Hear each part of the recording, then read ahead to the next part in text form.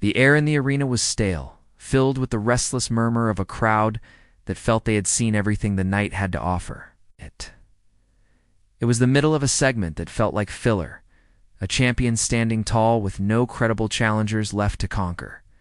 The commentary team was filling dead air, discussing next month's pay-per-view with the detached professionalism of men who knew the script by heart.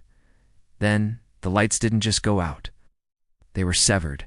The darkness wasn't theatrical. It was absolute. For 3 agonizing seconds, 20,000 people held their breath, suspended in a void of confusion. Was it a technical failure? A botch?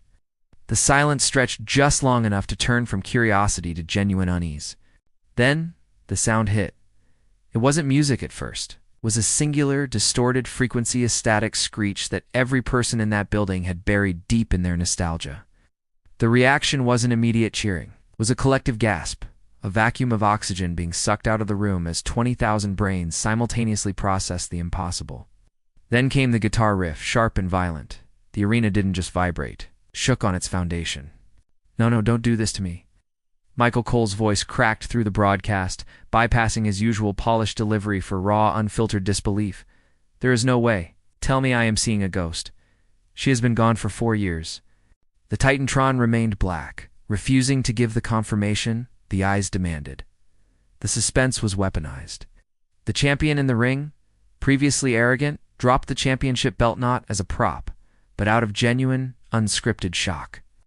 The ramp remained empty, bathed in a solitary spotlight. The delay was torture, a calculated pause designed to let the impossibility of the moment settle into the marrow of everyone watching. She wasn't just returning. She was resurrecting a feeling that the industry thought had died years ago. When she finally stepped through the curtain, she didn't pose. There were no pyrotechnics, no rehearsed taunts, and no smile. She walked with the weight of a woman who had fought a war just to stand on her own 2 feet. She wore a simple leather jacket, her eyes fixed on the canvas of the ring, as if it were holy ground she had been exiled from. The camera zoomed in, catching the glassy sheen in her eyes, a mixture of adrenaline and the terrifying reality that she was actually doing this. The crowd noise was deafening, a wall of sound that usually drowns out thought, but she moved through it with a slow, predatory cadence. "Look at the eyes of the champion," Graves muttered, his voice dropping to a whisper. "That isn't fear. That is the look of someone realizing their time is borrowed. We are witnessing an extinction event." She didn't rush. She walked up the steel steps, running her hand along the ropes, checking the tension. It was a tactile confirmation that this wasn't a dream. She stepped between the ropes, and the atmosphere shifted from celebration to a tense, suffocating standoff. The music cut. The chanting stopped, replaced by a low, buzzing hum of anticipation. She stood across from the current champion, who looked like a child confronting a myth. There was no referee to separate them. The physical distance between them was less than a yard, but the gap in presence was an ocean. She didn't reach for a microphone.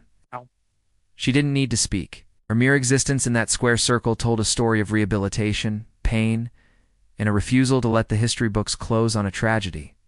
The arena felt frozen in amber, capturing a moment where the past and future collided with violent elegance. While the arena was locked in a trance, the area behind the curtain was a chaotic storm of rewritten history. Producers scrambled, headsets were thrown, and the carefully laid plans for the next 6 months were incinerated in real time. This wasn't just a cameo. This was a coup. The locker room, usually a place of ego and noise, had gone silent. Wrestlers huddled around the monitors, watching the screen with the same reverence as the fans. The hierarchy of the division had just been decapitated.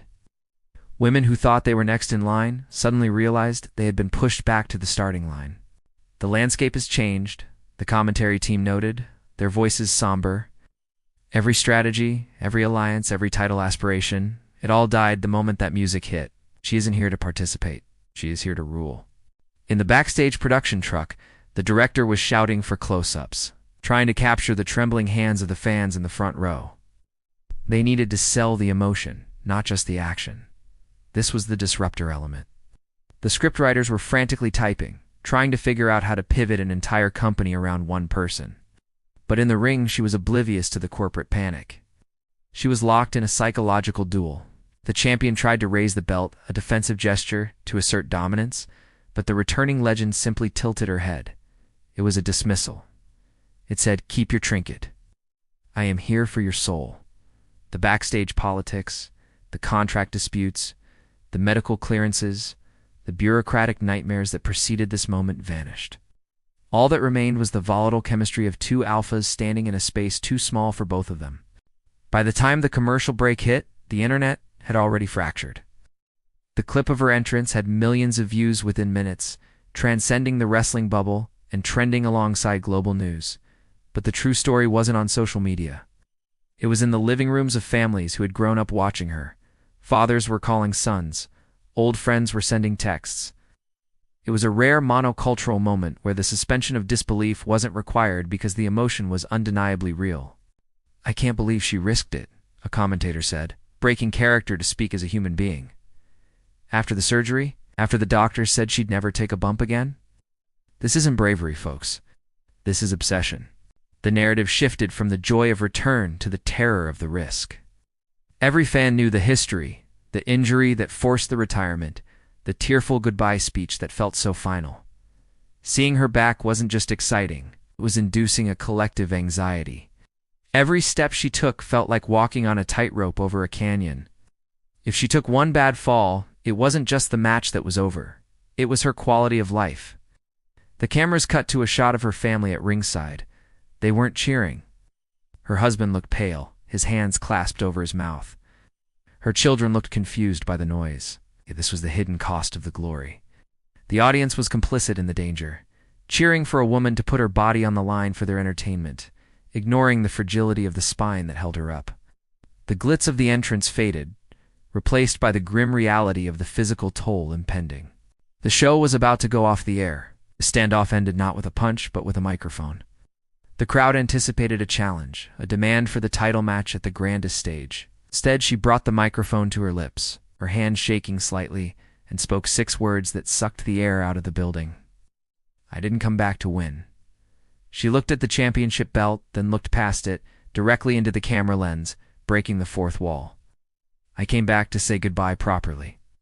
The twist hit the audience like a physical blow. This wasn't a run for the gold. This wasn't a multi-year contract to dominate the division.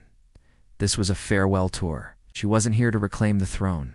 She was here to pass the torch, to legitimize the new generation before her body finally gave out for good. The villainy of the current champion melted away, replaced by a look of profound respect and sorrow. The intensity of the return transformed into a melancholic celebration. "We thought we were getting a war," the commentary whispered, the tone shifting to a reflective hush. "But we are getting a funeral for an era, and she wants us to dance at the wake."